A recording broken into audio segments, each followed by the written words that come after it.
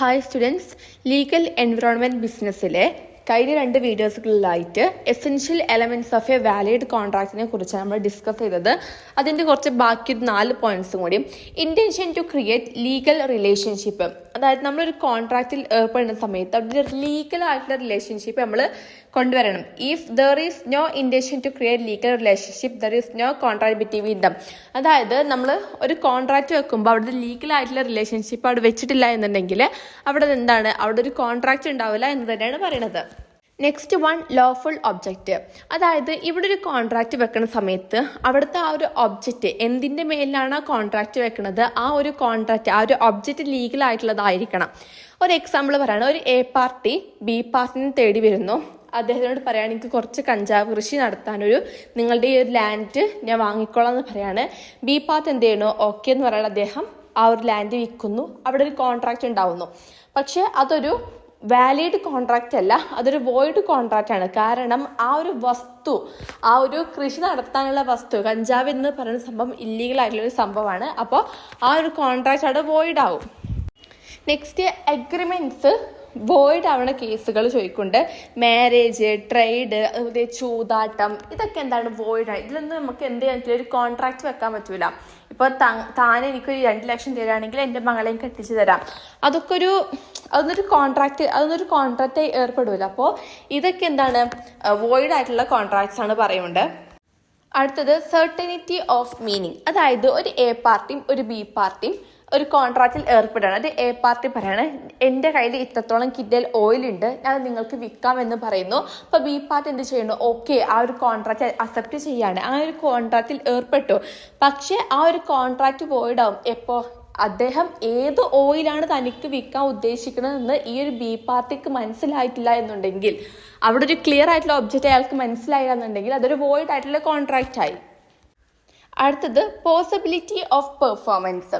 അതായത് ഇവിടെ ഒരു കോൺട്രാക്റ്റ് വെക്കുന്ന സമയത്ത് ഒരു എ പാർട്ടി ബി പാർട്ടിനോട് പറയാണ്, നിങ്ങൾ എനിക്കൊരു 10 ലക്ഷം തരികയാണെന്നുണ്ടെങ്കിൽ അതിൻ്റെ ഇരട്ടി സ്വർണ്ണ നാണയം നിങ്ങൾക്ക് അത് എൻ്റെ മാജിക്കിലൂടെ ഉണ്ടാക്കി തരാമെന്ന് പറയാമെന്നുണ്ടെങ്കിൽ അതൊരു പോസിബിൾ ആയിട്ടുള്ളൊരു കാര്യമല്ല. ഒരിക്കലും അങ്ങനത്തെ ഒരു പെർഫോമൻസ് ഒരിക്കലും ഉണ്ടാക്കാൻ പറ്റില്ല. നമ്മൾ പോസിബിൾ ആയിട്ടുള്ള കോൺട്രാക്ട്സിൽ ഏർപ്പെടണം.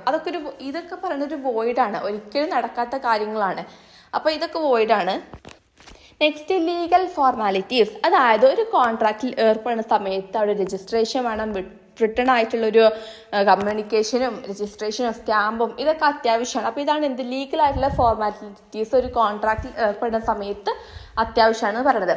അപ്പോൾ ഇത്രയും കാര്യങ്ങളാണ് എന്ത്, ഒരു കോൺട്രാക്റ്റിന്, ഒരു വാലിഡ് ആയിട്ടുള്ള കോൺട്രാക്റ്റിന് വേണ്ടിയിട്ടുള്ള എസെൻഷ്യൽ എലമെൻറ്റ്സ്. അപ്പോൾ ഈ 3 പാർട്ടുകളായിട്ട് നമ്മൾ ഇത്ര ഡീറ്റെയിൽ ക്ലാസ് ആണ് എടുത്തുന്നത്. നെക്സ്റ്റ് ടോപ്പിക്കാണ് breach of contract and remedies. അപ്പോൾ എന്താണ് ബ്രീച്ച് ഓഫ് കോൺട്രാക്ട്സ് എന്ന് പറയുമ്പോൾ, അതായത് 2 പാർട്ടികൾ തമ്മിൽ ഒരു കോൺട്രാക്റ്റിൽ ഏർപ്പെടുന്ന സമയത്ത് ഈ 2 പാർട്ടികളുടെ മേലിലും ഒരു ഒബ്ലിഗേഷൻ ഉണ്ടാവും അല്ലേ. അതായത് എ പാർട്ടി പറയാണ്, ഇപ്പോൾ 2 പേരും ഒരു കോൺട്രാക്റ്റിൽ ഏർപ്പെടുമ്പോൾ ഞാൻ പറഞ്ഞ നിങ്ങൾ ഇങ്ങനെ ചെയ്യുകയാണെന്നുണ്ടെങ്കിൽ എന്ത് ചെയ്യാം, മറ്റേ ആൾ ഇതിനുള്ള കൺസിഡറേഷൻ കൊടുക്കുന്നു. അതാണ് എന്തോ ഒരു കോൺട്രാക്റ്റിൽ എ പാർട്ടി അങ്ങോട്ട് എന്തെങ്കിലും കൊടുക്കുമ്പോൾ ബി പാർട്ടി അത് ഇങ്ങോട്ടും കൊടുക്കുന്നു. അപ്പോൾ 2 ആളുടെ മേലിലും ഒരു ഒബ്ലിഗേഷൻ ഉണ്ട് അല്ലേ. അപ്പോൾ ഈ ഒബ്ലിഗേഷൻ ഏതെങ്കിലും ഒരു പേഴ്സൺ അത് റെഫ്യൂസ് ചെയ്യുകയോ അല്ലെങ്കിൽ അത് ചെയ്യാൻ പറ്റാതിരിക്കുകയോ അത് ഫെയിൽ ആവുകയോ ചെയ്യാനുണ്ടെങ്കിൽ അവിടെ ആ ഒരു കോൺട്രാക്റ്റിന് ബ്രീച്ച് സംഭവിച്ചു, ആ ഒരു കോൺട്രാക്റ്റ് നശിച്ചു, ക്യാൻസലായി എന്നാണ് പറയണത്. അപ്പോൾ ഇവിടെ എന്താണ്, ഇപ്പോൾ 2 പാർട്ടീസ് ഉണ്ടാകും, അതിൽ ഏതെങ്കിലും ഒരു പാർട്ടിക്ക് ആ ഒരു ഒബ്ലിഗേഷൻ ചെയ്തു തീർക്കാൻ പറ്റില്ല എന്നുണ്ടെങ്കിൽ സ്വാഭാവികമായിട്ടും ആ ഓപ്പോസിറ്റുള്ള വ്യക്തിക്ക് അവിടെ നഷ്ടമാണ് സംഭവിക്കുന്നത്. അദ്ദേഹം അവിടെ ഇഞ്ചുറി ആവാണ്, നഷ്ടം സംഭവിക്കുകയാണ്. അപ്പോൾ അദ്ദേഹത്തിന് എന്ത് ചെയ്യുക, കുറച്ച് റെമഡീസ് ഒക്കെ ചെയ്യാം. ലൈക്ക് ഇങ്ങനെ എന്തെങ്കിലും ഒബ്ലിഗേഷൻ ഫെയിലായി നിൽക്കുകയെന്നുണ്ടെങ്കിൽ ആ ഒരു ആർക്കാണോ ഇഞ്ചേർഡ് ആയത് അദ്ദേഹത്തിന് കുറച്ച് റെമഡീസ് എടുക്കാം. അതിൽ ഫസ്റ്റ് വൺ ആണ് റെസിഷൻ ഓഫ് ദ കോൺട്രാക്റ്റ്. ഇവിടെ ക്യാൻസൽ ചെയ്യാൻ പറ്റും എന്നാണ് പറയുന്നത്. അതായത് ഒരു എക്സാമ്പിൾ വീതം പറയുകയാണെന്നുണ്ടെങ്കിൽ, ഒരു എ പാർട്ടി അദ്ദേഹം ഒരു കോൺട്രാക്റ്റ് വെക്കുകയാണ്. അതായത് ഈ ഒരു മാസം 15-ാം തീയതി ആകുമ്പോൾ എനിക്ക് ഒരു 10 ടേബിൾ ഫാന് വേണമെന്ന് പറയാണ്, ഓർഡർ ചെയ്യാണ്. അപ്പോൾ ഓപ്പോസിറ്റുള്ള പാർട്ടി ഓക്കെ അപ്പോൾ ആ ഒരു ടൈം ആകുമ്പോൾ അതിനുള്ള പൈസ തരാം എന്നൊക്കെ പറഞ്ഞൊരു കോൺട്രാക്റ്റിൽ ഏർപ്പെട്ടു. പക്ഷെ ഈ ബി പാർട്ടി എന്ത് ചെയ്തു? 15 തീയതി ഇവർക്ക് ആ ടേബിൾ ഫാന് പ്രൊവൈഡ് ചെയ്തില്ല, കൊടുത്തില്ല. അപ്പോൾ അവിടെ സ്വാഭാവികമായിട്ടും ആ ഒരു കോൺട്രാക്റ്റ് അവിടെ ക്യാൻസലായി, ബ്രീച്ചായി.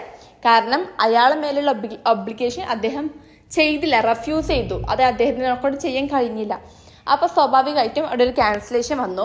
ഇതിൽ സെക്ഷൻ 75 കേസിൽ പറയുന്നുണ്ട് അദ്ദേഹത്തിന്, അതായത് ഈ ഒരു എ പാർട്ടിക്ക് ഇവിടുന്ന് കോമ്പൻസേഷൻ വാങ്ങും. അതായത് ഡാമേജുകളൊക്കെ പറ്റിയണമെന്നുണ്ടെങ്കിൽ ആ ഒരു കോൺട്രാക്റ്റ് ബ്രീച്ച് ആക്കിയല്ലോ അല്ലേ, അപ്പോൾ അവിടെ എന്തെങ്കിലും കോമ്പൻസേഷൻ ഡാമേജ് ഉണ്ടെങ്കിൽ അത് ഈ ഒരു ബി പാർട്ടിൻ്റെ കയ്യിൽ നിന്നും കൈപ്പറ്റാവുന്നതാണ്.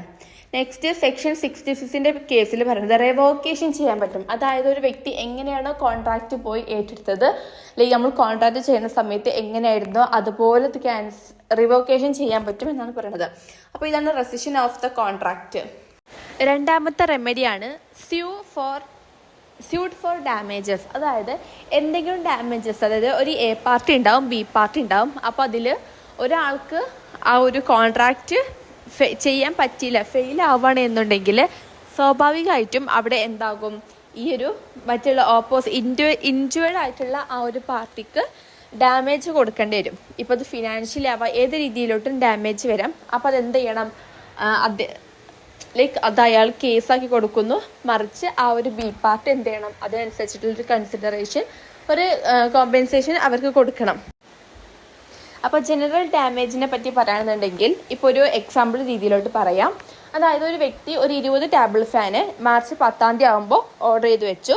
ബി പാർട്ടി അത് തരാമെന്നും പറഞ്ഞു. പക്ഷെ 10 ആവുന്ന സമയത്ത് ഈ ഒരു ബി പാർട്ടി അത് എന്ത് ചെയ്തില്ല? ഓർഡർ ചെയ്തില്ല. അതുകൊണ്ട് ഈ ഒരു എ പാർട്ടി എന്ത് ചെയ്തു? മാർക്കറ്റിൽ പോയിക്കാണ്ടൊരു 7 ടേബിൾ ഫാൻ വാങ്ങി. അപ്പോൾ അദ്ദേഹത്തിന് കോൺട്രാക്ട് വെച്ചപ്പോൾ 6000 രൂപയായിരുന്നു ഒരു കോൺട്രാക്ട്. പക്ഷേ ഇയാൾ മാർക്കറ്റിൽ നിന്ന് വാങ്ങിയപ്പോൾ 7500 അപ്പോൾ ഇയാൾക്ക് അവിടെ ഒരു എക്സ്പെൻസ് ആണ് വന്നത്, 1500 അധിക ചെലവ് വന്നു. അപ്പോൾ ഇതൊരു കേസിലോട്ട് പോകുകയാണെന്നുണ്ടെങ്കിൽ ബി പാർട്ടിക്ക് എന്ത് ചെയ്യുക? ബി പാർട്ടി ഇദ്ദേഹത്തിന് ആ ഒരു എത്രയാണോ ഡാമേജ് വന്നത് ആ ഒരു എമൗണ്ട് അദ്ദേഹത്തിന് കൊടുക്കണം. രണ്ടാമത് സ്പെഷ്യൽ ഡാമേജസ് എന്ന് പറയുന്ന സമയത്ത് ഇവിടെ എന്താണ്? ഒരു എ പാർട്ടി ബി പാർട്ടി കോൺട്രാക്റ്റിൽ ഏർപ്പെട്ടു. ഇതൊരു ടേബിൾ ഫാൻ തന്നെയാണ് ഓർഡർ ചെയ്തത്. പക്ഷേ ഇവിടെ അവരൊരു കോൺട്രാക്റ്റ് ഏർപ്പെട്ടു. അതിനുശേഷം ഇവരെന്ത് ചെയ്യാണ്? ആ ഒരു കോൺട്രാക്റ്റ് അവിടെ എത്തിക്കാത്തത് കാരണം അതിൻ്റെ കോമ്പൻസേഷനും കൊടുക്കണം. മറിച്ച് ഇവർക്ക് എന്തെങ്കിലും ഫിനാൻഷ്യലി ലോസ് വന്നിട്ടുണ്ടെങ്കിൽ അതിൻ്റെ കോമ്പൻസേഷനും കൊടുക്കണം. അതാണ് special damage. Next exemplary or punitive or vindictive damages. അവിടെ എന്താണെന്ന് വെച്ചാൽ ഫിനാൻഷ്യലി ആയിട്ടുള്ള എല്ലാതും, മോണിറ്ററി ആയിട്ടുള്ള എല്ലാതും അവിടെ അടിച്ചു തീർക്കണം. ലാസ്റ്റ് നോമിനൽ ഡാമേജ് എന്ന് പറയുമ്പോൾ ഇവിടെ ഫിനാൻഷ്യലി ആയിക്കാണ്ട് ഒരു ഡാമേജസ് ഉണ്ടായിട്ടുണ്ടാവില്ല. പക്ഷേ എന്തിനാണ് ഇവിടെ ഇങ്ങനെ ഒരു ഡാമേജ് കേസായി കൊടുക്കുന്നത്?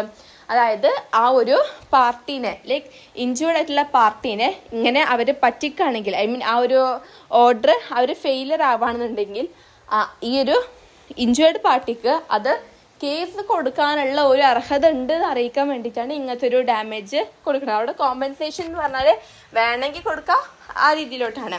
അപ്പോൾ ഇതാണ് സ്യൂട്ട് ഫോർ ഡാമേജസ്. ഇവിടെ ഒരു റെമഡി എന്ന് പറയുമ്പോൾ ഇങ്ങനെ എ പാർട്ടി, അതായത് ബി പാർട്ടിക്ക് ആ ഒരു ഫുൾഫിൽ ചെയ്യാൻ പറ്റില്ല എന്നുണ്ടെങ്കിൽ എ പാർട്ടി അത് ഓൾറെഡി ബ്രീച്ചായി, ക്യാൻസൽ ആയ ഒരു കോൺട്രാക്റ്റ്. അപ്പോൾ ഇദ്ദേഹത്തെ നഷ്ടം വന്നതുകൊണ്ട് തന്നെ ഇദ്ദേഹം കോടതിയുമായി സമീപിക്കുമ്പോൾ കോടതിയിൽ ഇങ്ങനെ പറയും, ആ ഒരു കോൺട്രാക്റ്റിൽ ടേംസ് ആൻഡ് കണ്ടീഷൻസ് എന്താണോ പറഞ്ഞത് അതങ്ങ് ചെയ്തു കൊടുക്കാൻ പറയും. അപ്പോൾ ഇതൊരു റെമഡിയാണ്. Suit upon quantum meruit. ഇവിടെ പറയുമ്പോൾ അതായത് ഇപ്പോൾ ഒരു കോൺട്രാക്റ്റിൽ 2 പാർട്ടീസ് ഉണ്ടാകും. അപ്പോൾ ഈ ഒരു പാർട്ടി എന്ത് ചെയ്തിട്ടുണ്ടാവും? ആ ഒരു വർക്ക് മേ ബി കുറച്ച് പകുതിയൊക്കെ ആയിട്ട് വെച്ചിട്ടുണ്ടാകും. പക്ഷേ മറ്റേ ഓപ്പോസിറ്റിലെ പാർട്ടി അത് ആ ഒരു കോൺട്രാക്റ്റ് ബ്രീച്ച് ചെയ്യുകയാണെന്നുണ്ടെങ്കിൽ അവിടെ എന്ത് ചെയ്തു? ഈ പകുതി ആക്കി വെച്ച ആൾക്കവിടെ നഷ്ടം വരികയാണ്. അപ്പോൾ ഇയാൾക്ക് എന്ത് ചെയ്യാം? കോടതിയുമായി സമീപിച്ച് അതനുസരിച്ചുള്ളൊരു കോമ്പൻസേഷന് അദ്ദേഹത്തിന് വാങ്ങാം. ഇതാണ് അപ്പോൾ remedies of breach of a contract. ഒരു കോൺട്രാക്റ്റ് ബ്രീച്ച് ചെയ്ത് കഴിഞ്ഞാൽ അതിൻ്റെ റെമഡീസാണ് ഇത്രയും പറഞ്ഞ ഈ ടോപ്പിക്കുകൾ.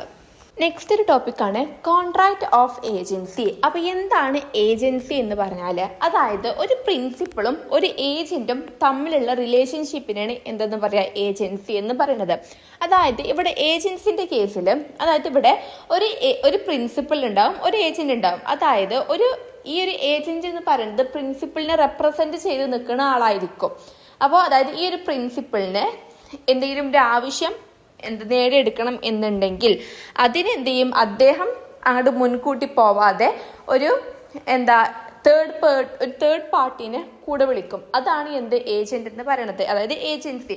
ഒരു എക്സാമ്പിൾ പറയുകയാണെന്നുണ്ടെങ്കിൽ ഈ ഒരു എക്സ് എന്ന ഒരു പാർട്ടി ഉണ്ടാവും. അദ്ദേഹത്തിന് ഇപ്പോൾ എന്തെങ്കിലും ഒരു പ്രൊഡക്റ്റ് വാങ്ങണം എന്നുണ്ടെങ്കിൽ അദ്ദേഹം എന്ത് ചെയ്യും, വൈ എന്ന പാർട്ടിനോട് അതിവിടെ കൊണ്ടുവരാൻ പറയുന്നു.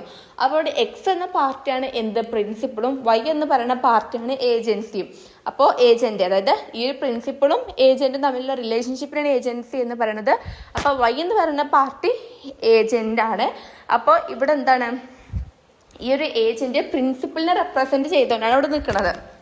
അപ്പോൾ ഇതാണ് കോൺട്രാക്ട് ഓഫ് ഏജൻസി. അതായത് ഇപ്പോൾ ഒരു പ്രിൻസിപ്പിളിനെ ഒരു വ്യക്തിക്ക് എന്തെങ്കിലും കാര്യം നേടിയെടുക്കണം എന്നുണ്ടെങ്കിൽ അതൊരു വേറൊരു താൻ തന്നെ താൻ തന്നെ എന്ത് ചെയ്യുക, അവിടെ മുന്നിട്ടിറങ്ങി ചെയ്യാതെ വേറൊരു പാർട്ടിനെ കൊണ്ട് ആ ഒരു കാര്യം നേടിയെടുപ്പിക്കുക. അപ്പം എന്താണ് ഒരു ഏജന്റ്, പുറത്തുള്ള ഒരാൾ, അങ്ങനത്തെ ആ ഒരു വ്യക്തിനാണ് ഏജന്റ് എന്ന് പറയുന്നത്. അപ്പം അതാണ് കോൺട്രാക്ട് ഓഫ് ഏജൻസി.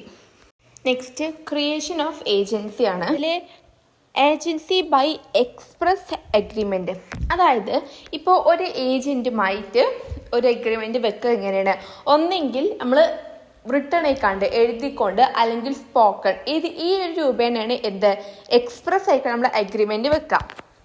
രണ്ടാമത് ഏജൻസി ബൈ ഇംപ്ലീഡ് അഗ്രിമെന്റ്. അത് പറയുമ്പോൾ ഇവിടെ എങ്ങനെയെന്ന് വെച്ചാൽ നമ്മൾ ഒരിക്കലും ഒരു റിട്ടേൺ ആയിക്കാണ്ടോ അല്ലെങ്കിൽ സ്പോക്ക് ആയിക്കാണ്ടോ എന്നുള്ള രീതിയിലല്ല ഒരു ഏജൻസിക്ക് അഗ്രിമെന്റ് വെക്കുക. ഇവിടെ എന്താണ്, സ്വമേധയാ നമുക്കൊരു അൺഎക്സ്പെക്റ്റഡ് ആയിട്ടുള്ള രീതിയിലോട്ട് ഒരു അഗ്രിമെന്റിലോട്ട് ഒരു ഏജൻസി കടന്നു പോവുകയാണ് ചെയ്യുന്നത്.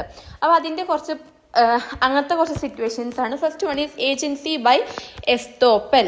അത് പറഞ്ഞാൽ ഇവിടെ എന്താണ്, രണ്ട് വ്യക്തികൾ ഉണ്ടാകും, അതായത് 3 പാർട്ടീസ് ഉണ്ടാകും. പക്ഷെ ഇവിടെ എന്താണ്, ഏജന്റ് ആണോ ഏജന്റ് അല്ലേ എന്നുള്ള കാര്യം വേർഡ്സിലൂടെയോ എക്സ്പ്രസിലൂടെയോ ഒന്നും പറയാതെ ആ ഒരു വ്യക്തി പറയുന്ന സമയത്ത് മറ്റൊരു വ്യക്തി വില്ലിങ് ആയിക്കൊണ്ട് ആ ഒരു മുന്നോട്ട് പോവുകയും, മറിച്ച് അവിടെ ഒരു മിസ്അണ്ടർസ്റ്റാൻഡിങ് വന്നുകൊണ്ട് വേറൊരു വ്യക്തി എന്ത് ചെയ്യാണ്, ആ ഒരു ഏജൻസിയുമായി കമ്മ്യൂണിക്കേഷൻ ചെയ്യുകയാണ്. ഒരു എക്സാമ്പിൾ പറയുകയാണെന്നുണ്ടെങ്കിൽ, അതായത് ഒരു എ എന്ന് പറഞ്ഞ പാർട്ടിയും ബി എന്ന് പറഞ്ഞ പാർട്ടിയും നല്ല ഫ്രണ്ട്സാണ്. അപ്പോൾ അതിൻ്റെ ഇടയിലോട്ട് സി എന്ന് പറഞ്ഞ പാർട്ടി വരികയാണ്. അപ്പോൾ ഈ എ പാർട്ടി സി പാർട്ടിനോട് പറയാണ്, ഈ ബിൻ്റെ ഏജന്റ് ആണ് ഞാനെന്ന് പറയുന്നു. അപ്പോൾ ഇതൊക്കെ എന്താണ്, ഈ ഒരു സി പാർട്ടി കേട്ട് നിൽക്കുകയും അതുപോലെ തന്നെ ബി പാർട്ടി അത് കേട്ട് നിൽക്കുകയും പക്ഷെ ഒന്നും അതിന് എതിർത്തൊന്നും പറഞ്ഞില്ല. അങ്ങനെ കുറച്ച് കഴിയുമ്പോൾ ഈ ഒരു സി പാർട്ടി എന്ത് ചെയ്യാണ്, എ പാർട്ടിക്ക് ഏജൻസി ആവണം. അതായത് ബിൻ്റെ ഏജൻസിയാണ് എ പാർട്ടി എന്ന് ആർക്കറിയാം, ഈ സിക്ക് അറിയാം. പക്ഷെ ഇത് വെറുതെ ആണ് പറഞ്ഞത് എങ്കിൽ പോലും സിക്ക് അത് അറിയില്ല, അദ്ദേഹം അത് വെറുതെ പറഞ്ഞതാണുള്ള കാര്യം. അതുകൊണ്ട് തന്നെ സി പാർട്ടി അവിടെ ഒരു എന്ത് ചെയ്തു, ഏജൻസിക്ക് എന്തെങ്കിലും കാരണത്താൽ ഈ ഒരു എ പാർട്ടിൻ്റെ അടുത്തേക്ക് പോവുകയാണ്. അപ്പോൾ ഇതൊരു വോയിഡ് ആവൂല എന്നാണ് പറയുന്നത്. അതായത് ഇതൊരിക്കലും ഒരു കോൺട്രാക്റ്റ് അല്ലാതെ ആവൂല. കാരണം എന്താണ്, ഇവിടെ എ പാർട്ടി സി പാർട്ടിന്റെ മുന്നിൽ വെച്ച് ബി പാർട്ടിന്റെ ഏജന്റ് ആണ് എന്ന് പറഞ്ഞപ്പോൾ ബി പാർട്ടി ഒന്നും എതിർക്കാത്തത് കാരണം ഇവിടെ ഇതൊരു കോൺട്രാക്റ്റ് അല്ലാതായി മാറൂല എന്ന് പറയുന്നുണ്ട്. അപ്പോൾ ഇതാണ് ഏജന്റ് ബൈ എസ്തോഫൽ എന്ന് പറയുന്നത്. Next agency by holding out ആണ്. അതായത് നമ്മൾ എന്ത് ചെയ്യണം, ഈ ഒരു പ്രിൻസിപ്പിളിൻ്റെ ഏജൻ്റായി മാറിയിട്ട് ആ ഒരു തേർഡ് പാർട്ടീനെ എന്താണ്, ഈ ഒരു പ്രിൻസിപ്പിളിൻ്റെ ഏജൻ്റ് ആണെന്ന് വിശ്വസിപ്പിച്ചുകൊണ്ട് അവിടെ എന്താണ് ഒരു ചീറ്റ് ചെയ്യണം. ഇപ്പോൾ ഒരു എക്സാമ്പിൾ പറയുകയാണെന്നുണ്ടെങ്കിൽ, അതായത് ഒരു എ പാർട്ടി ഉണ്ടാകും, അദ്ദേഹം അവിടുത്തെ പ്രിൻസിപ്പിൾ, ഈ ഒരു ബി പാർട്ടി ഈ ഒരു എ പാർട്ടിൻ്റെ ഏജൻ്റ് ആയിരിക്കും. അപ്പോൾ ഈ ഒരു എ പാർട്ടി സ്ഥിരം എന്താണ്, ഈ ഒരു ബി പാർട്ടിൻ്റെ അടുത്ത് എന്താണ് ക്രെഡിറ്റിനോ അല്ലെങ്കിൽ ക്യാഷിനോ വേണ്ടിയിട്ട് ഒരു ഷോപ്പിൽ പോയിട്ട് സാധനം വാങ്ങാൻ പറയുന്നു. അപ്പോൾ ഈ ഷോപ്പ് കീപ്പർ ഇദ്ദേഹത്തെ എ പാർട്ടിൻ്റെ ഏജൻ്റാണ് മനസ്സിലാക്കിക്കൊണ്ട് ക്രെഡിറ്റിന് എന്ത് ചെയ്യുന്നു, സാധനങ്ങൾ കൊടുക്കുന്നു. അങ്ങനെ ഇത് കണ്ടിന്യൂസ് ആയിട്ട് നടന്നുകൊണ്ടിരിക്കുന്നു. അങ്ങനെ ഒരു ഡേ എന്ത് ചെയ്യാണ്, ഈ ഒരു എ പാർട്ടി ക്യാഷ് അവിടെ കൊടുത്ത് വീട്ടാനുള്ള ക്യാഷ് ഈ ഒരു ബി പാർട്ടിക്ക് കൊടുക്കുന്നു. ബി പാർട്ടി എന്ത് ചെയ്യുന്നു, ആ ഒരു ക്യാഷ് കൊടുക്കാതെ തനിക്ക് ആവശ്യമായിട്ടുള്ള സാധനങ്ങളൊക്കെ ഈ ഒരു സാധനം വാങ്ങാണ്. അപ്പോൾ ഈ ഒരു കടക്കാരൻ എന്താണ്, ഇദ്ദേഹം എ പാർട്ടിൻ്റെ ഏജന്റ് ആണല്ലോ, അപ്പോൾ എ പാർട്ടിക്കുള്ള സാധനങ്ങളായിരിക്കുമെന്ന് വിചാരിച്ചുകൊണ്ട് സാധനം ബി പാർട്ടിക്ക് കൊടുത്തിട്ട് എല്ലാ പറ്റും അയാളുടെ പേര്, അതായത് എ പാർട്ടിൻ്റെ പേരിൽ എഴുതാണ്. അപ്പോൾ ഇവിടെ എന്താണ്, ഷോപ്പ് കീപ്പർ വിശ്വസിച്ചു ഈ ഒരു ബി പാർട്ടി എ പാർട്ടിന്റെ ഏജന്റ് ആണെന്ന് വിശ്വസിച്ചു, അതൊരിക്കൽ നിരസിക്കാനും പറ്റൂല. അങ്ങനെ എന്താണ് അപ്പോൾ ഈ ഒരു എ പാർട്ടിക്ക് ബി പാർട്ടി വാങ്ങിയ എല്ലാ സാധനത്തിന്റെ പൈസയും എ പാർട്ടി കൊടുക്കാൻ നിർബന്ധമാണ്. അതാണ് ഏജൻസി ബൈ ഹോൾഡിംഗ് ഔട്ട് എന്ന് പറയുന്നത്. Next point agency by necessity ആണ്. അതായത് ഇവിടെ എന്താണ്, അതായത് ഒരു എ പാർട്ടിയും ബി പാർട്ടിയും തമ്മിൽ അറിയാതെയാണ് ഒരു ഏജൻസി ഉണ്ടാവുന്നത്. ഇതൊരു ക്രിട്ടിക്കൽ ആയിട്ടുള്ള ഒരു സിറ്റുവേഷന്റെ ബേസിലാണ് ഈ ഒരു ഏജൻസി ഉണ്ടാവുക. അതുപോലെ തന്നെ ഇവിടെ ഈ ഒരു പ്രിൻസിപ്പിളിനോ അതുപോലെ തന്നെ ഈ ഒരു ഏജൻസിക്കോ ഒരിക്കലും കണ്ടുമുട്ടാൻ സാധിക്കില്ല. പിന്നെ അതുപോലെ തന്നെ ഈ ഒരു ഏജന്റ് തൻ്റെ സ്വന്തം ഇഷ്ടപ്രകാരമാണ് ഇവിടെ ആ ഒരു വ്യക്തിക്ക് വേണ്ടിയിട്ട് ഓരോ കാര്യങ്ങളും ചെയ്തു കൂട്ടുന്നത്. ഇപ്പോൾ ഒരു എക്സാമ്പിൾ പറയുകയാണെങ്കിൽ ഒരു ആക്സിഡന്റ് ഉണ്ടാവുന്നു, അപ്പോൾ അദ്ദേഹത്തിന് കെയർ ചെയ്യണതും അദ്ദേഹത്തിന് ആവശ്യമായിട്ടുള്ള കാര്യങ്ങളൊക്കെ ചെയ്തു കൊടുക്കുക തൻ്റെതായിട്ടുള്ള ഇഷ്ടം പ്രകാരം മാത്രമാണ്. അതാണ് ഏജൻസി ബൈ നെസസിറ്റി എന്ന് പറയുന്നത്. Next one agency by rectification. ഇവിടെ എന്താ പറയണമെന്ന് വെച്ചാൽ, അതായത് ഇവിടെ ഒരു ഏജന്റ് ആ ഒരു പ്രിൻസിപ്പിളിൻ്റെ അതോറിറ്റിയിലല്ലാതെ അദ്ദേഹം ഇപ്പം എന്തെങ്കിലും ഒരു സംഭവം പർച്ചേസ് ചെയ്യുകയാണെന്നുണ്ടെങ്കിൽ അതെന്ത് ചെയ്യുക, കുറച്ച് കഴിഞ്ഞതിന് ശേഷം ആ ഒരു പ്രിൻസിപ്പിള് അത് അക്സെപ്റ്റ് ചെയ്യാം. അതിനെയാണ് എന്താ പറയുന്നത്, ഏജൻസി ബൈ റെക്ടിഫിക്കേഷൻ. ഇപ്പോൾ ഒരു എക്സാമ്പിൾ പറയുകയാണെന്നുണ്ടെങ്കിൽ ഒരു ഏജന്റ് എന്ത് ചെയ്യുന്നു, ഒരു ഇത്രത്തോളം ഒരു 50 എന്തെങ്കിലും പർച്ചേസ് ചെയ്യുന്നു, 50 ഡ്രസ്സ് പർച്ചേസ് ചെയ്യുകയാണെന്നുണ്ടെങ്കിൽ അത് ആ ഒരു പ്രിൻസിപ്പിളിൻ്റെ അതോറിറ്റിയിലല്ല വാങ്ങിക്കണത്. പക്ഷേ കുറച്ച് കഴിയുമ്പോൾ ആ ഒരു പ്രിൻസിപ്പിൾ ആ ഒരു 50 ഡ്രസ്സും എടുത്തിട്ട് നമ്മുടെ വേറെ സി എന്ന പാർട്ടിക്ക് കൊടുക്കുകയാണെന്നുണ്ടെങ്കിൽ അവിടെ എന്താണ്, ആ പ്രിൻസിപ്പിൾ ആ ഒരു സംഭവം അക്സെപ്റ്റ് ചെയ്തു എന്നാണ് പറയുന്നത്. അപ്പോൾ അതാണ് ഏജൻസി ബൈ റെക്ടിഫിക്കേഷൻ എന്ന് പറയുന്നത്.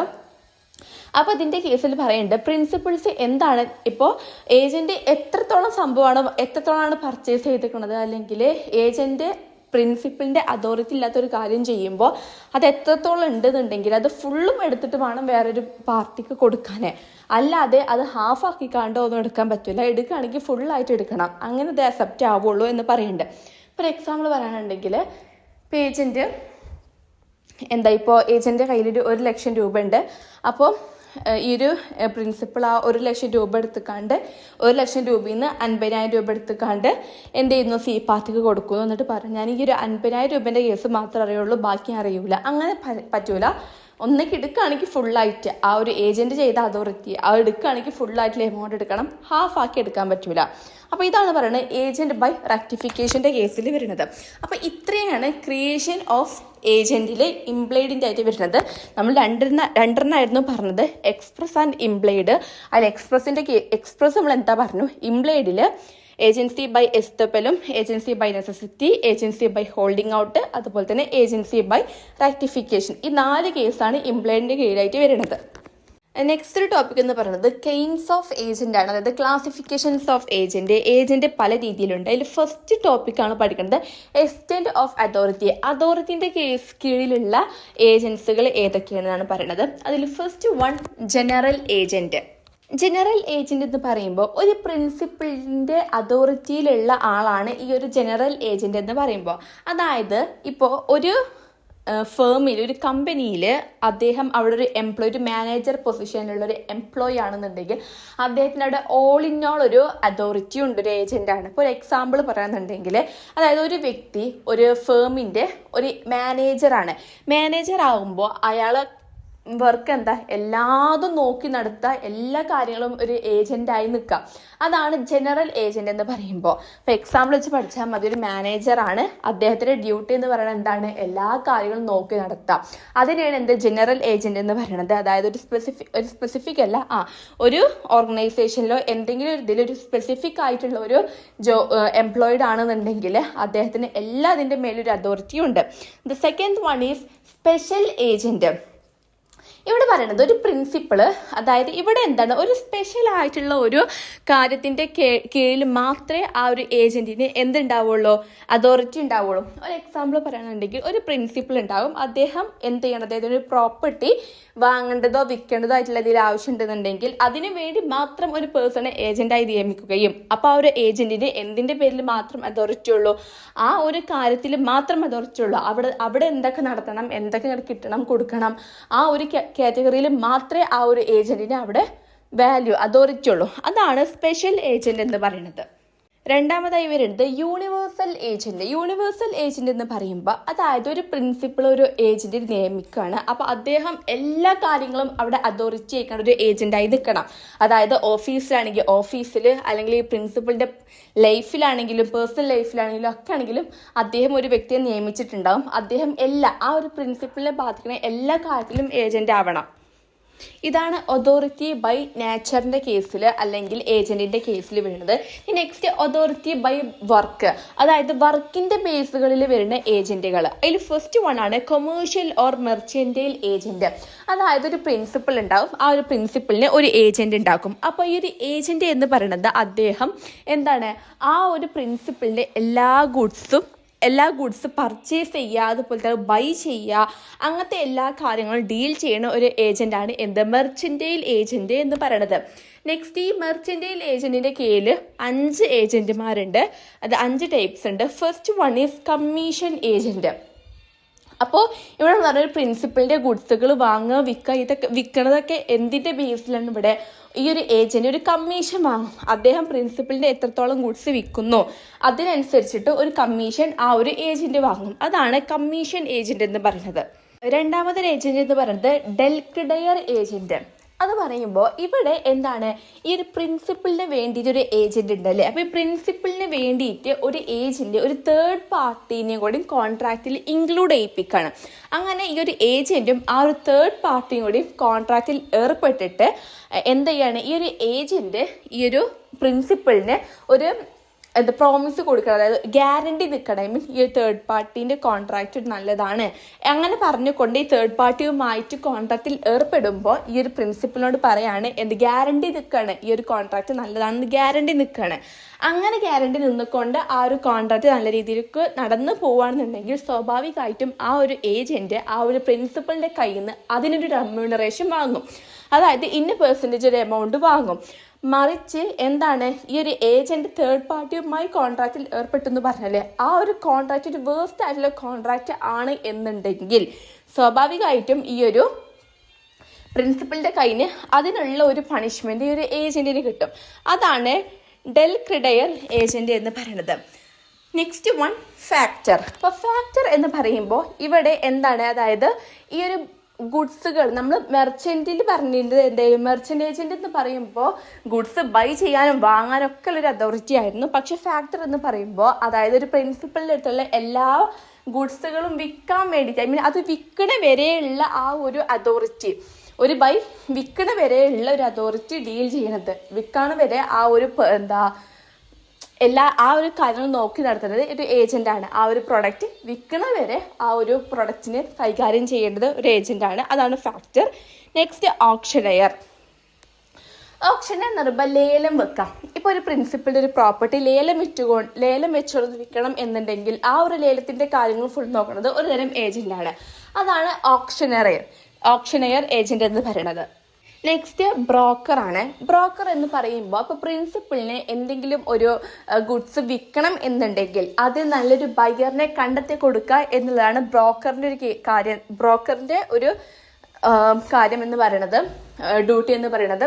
ഇവിടെ ഒരു ഏജന്റ് മീൻസ് നമ്മൾ ഗുഡ്സ് പർച്ചേസ് ചെയ്യിപ്പിക്കുക ഒന്നുമല്ല. അതായത് ഈ ഒരു പ്രോപ്പർട്ടി വാങ്ങാൻ വേണ്ടിയിട്ടുള്ള ഒരു ബയ്യറിനെ അല്ലെങ്കിൽ ഒരു പ്രൊഡക്റ്റ് സെല്ല് ചെയ്യാൻ വേണ്ടി ഒരു സെല്ലറിനെ ഇവരെ കണ്ടെത്തി കൊടുത്തിട്ട് ഇവരൊന്ന് കണക്ഷൻ ചെയ്യിപ്പിക്കലാണ് ഈ ഒരു ബ്രോക്കറിന്റെ ഡ്യൂട്ടി. അപ്പോൾ ഇതാണ് മെർച്ചന്റൈൽ ഏജന്റിന്റെ കേസിൽ വരുന്ന 5 എണ്ണം. ഇതിൽ രണ്ടാമത് പറയണതാണ് non mercantile or non commercial agent. അപ്പോൾ മെർച്ചൻറ്റൈൽ ഏജന്റിൽ നമ്മൾ എന്താ പറഞ്ഞതെന്ന് വെച്ചാൽ ആ ഒരു പ്രിൻസിപ്പിളിന്റെ ഗുഡ്സുകൾ അത് ബൈ ചെയ്യണതും സെല്ല് ചെയ്യണതുമായിട്ടുള്ള ഒരു ഏജന്റാണ് മെർച്ചൻറ്റൈൽ ഏജന്റ്. ഈ നോൺ മെർച്ചൻറ്റൈൽ ഏജന്റ് എന്ന് പറയുമ്പോൾ അവിടെ ഗുഡ്സുകൾ ബൈ ചെയ്യുക, സെല്ല് ചെയ്യുക, മണി ഫോർകാസ്റ്റ് ചെയ്യുക, ഇതൊന്നും അല്ല അവിടെ ആ ഒരു ഏജന്റ് ചെയ്യണത്.